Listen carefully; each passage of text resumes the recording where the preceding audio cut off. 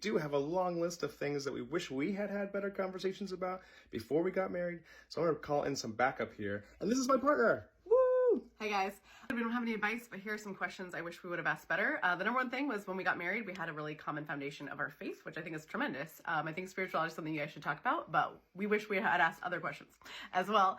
So to start with, I wish we had talked more about money. I wish we'd asked the questions, how do you want money to feel in 1 year? How do you want it to feel in 5 years? And how do you want money to feel at retirement? Where's that money coming from? Who will handle it? How will bills get paid?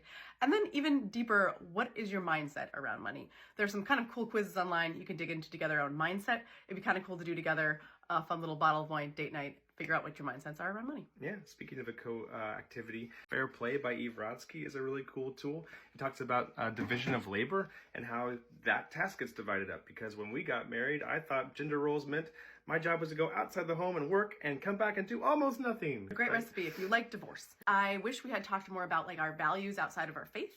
So for me, I would go so far as to say that my relationship to food and what food is a value. And I wish we'd asked, what are your values around food? For me, also community and fun are actually values as well.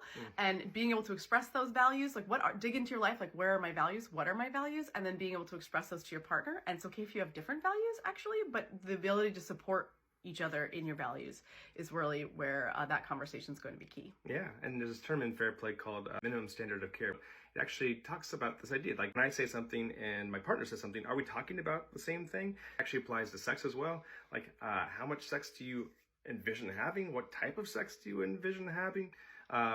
Birth control, who's responsible for that? How are we sharing the duty of that? Fiscally, organizationally, all these things, right? Yeah, so these are questions we wish we would have asked, and hopefully that helps you. Starter list.